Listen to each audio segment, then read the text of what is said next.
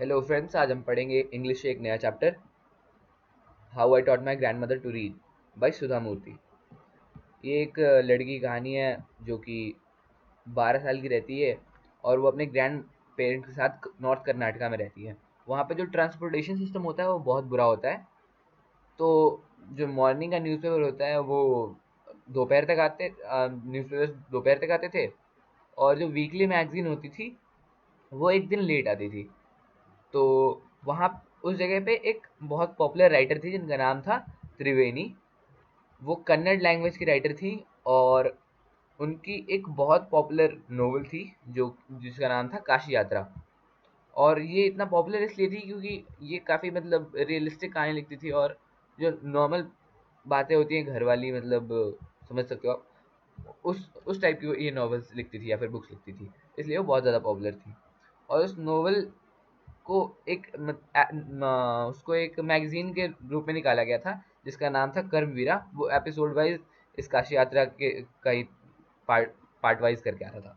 तो इस कर्मवीरा जो नाम का मैगजीन था, उसमें क्या कहानी थी वो मैं बता देता हूँ। उसमें एक ओल्ड लेडी होती है जिसको काशी जाने का बहुत मन होता है।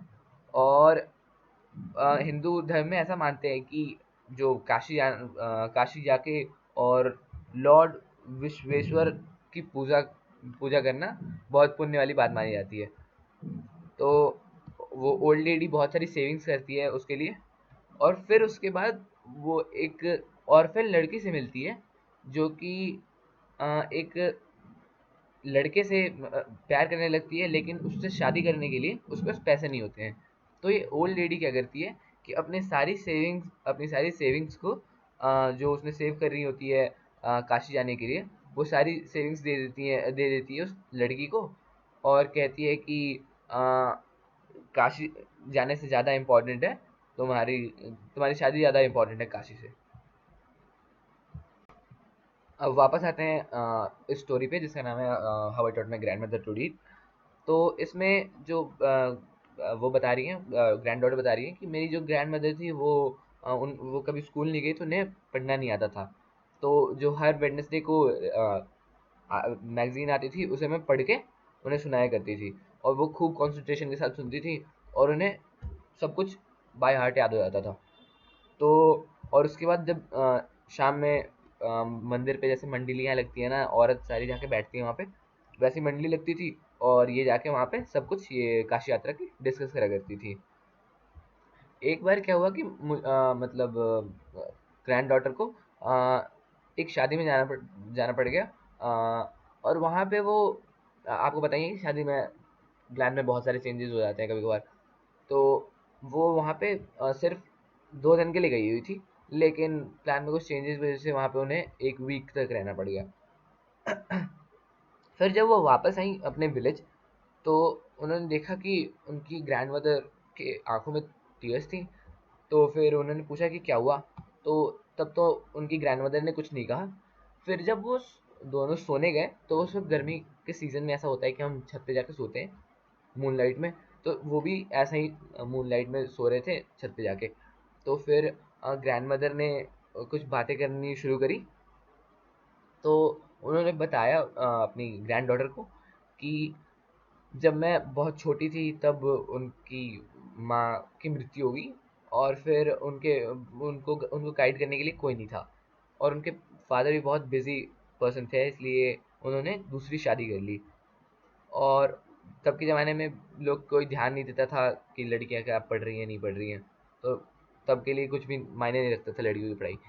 तो उसके बाद बहुत जल्दी उनकी शादी कर दी गई, मतलब कि इनके सुधा मूर्ति की ग्रैंड मदर की, जिनकी हमें बात हो रही है, और उनकी शादी कर दी गई।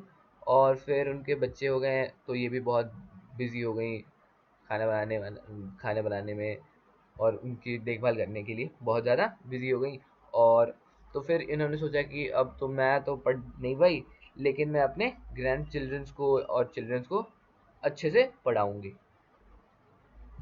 फिर उनकी ग्रैंड डॉटर ये सोचने लगती है कि आखिर सारी ये बातें कह रही हैं तो इसका मुझसे ये बातें सारी क्यों कह रही हैं। फिर वो सोचती है कि नहीं, शायद इसके पीछे कोई ना कोई रीज़न होगा।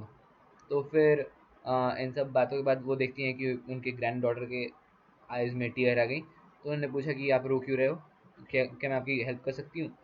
तो ग्रैंड मदर कहती हैं कि हाँ, मुझे तुमसे एक हेल्प चाहिए।